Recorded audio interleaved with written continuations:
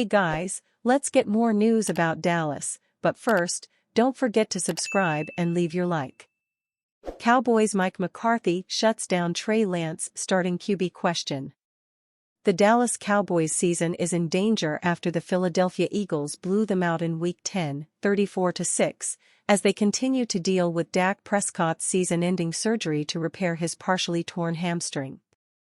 Against the Eagles, starting Cowboys play caller Cooper Rush went 13-23 for 45 yards before coach Mike McCarthy replaced him with Trey Lance, who completed 4 of 6 passes for 21 yards and an interception.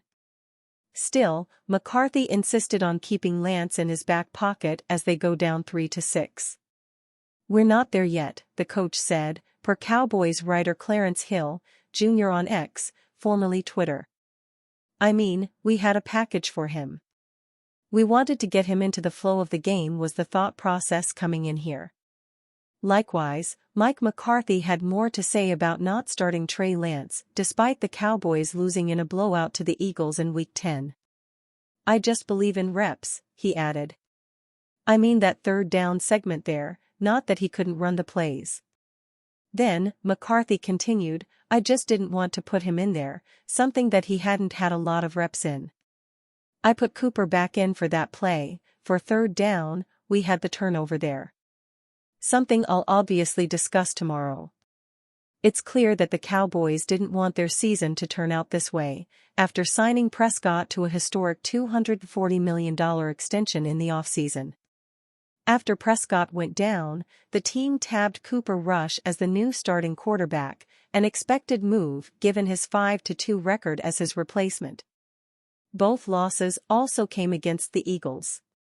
Though fans consider Trey Lance a bust, he is still 24 years old, and he could also fill in as backup quarterback. Likewise, if he performs well, he might also fetch decent returns in 2026. However, Cowboys owner and GM Jerry Jones also didn't seem in a hurry to commit to any long-term change. "We're going to have to play better than we're playing right now. No, I don't know that there's answers outside the organization, at quarterback," Jones said, per Todd Archer of ESPN.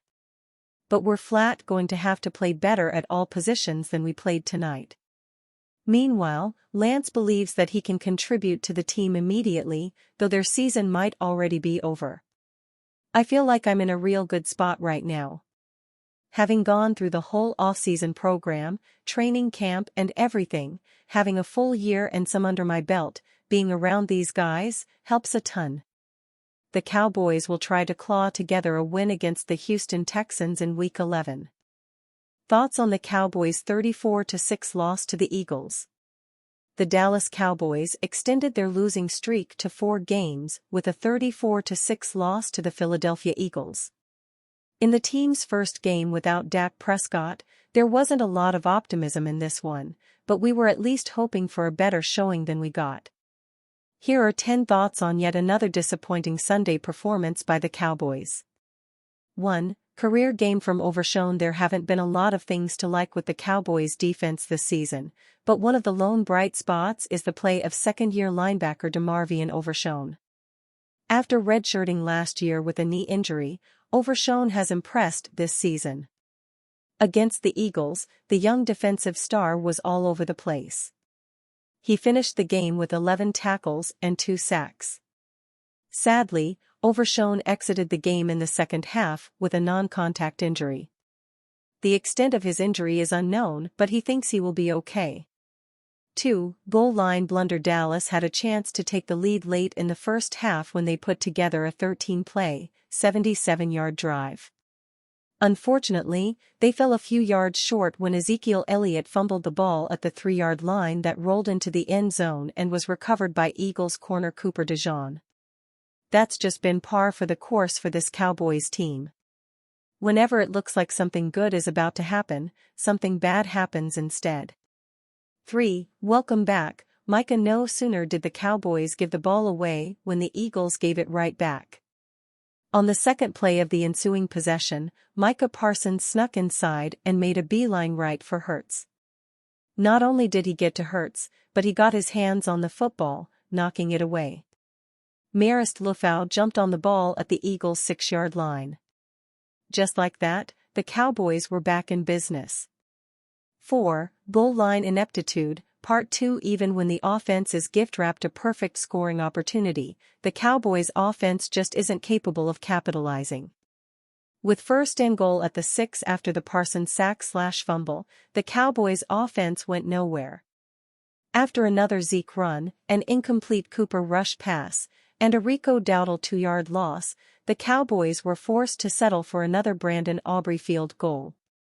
5. Diggs continues to own Hurts. The Eagles were trying to jump to a 2-score lead early in the second quarter when Trayvon Diggs had other plans.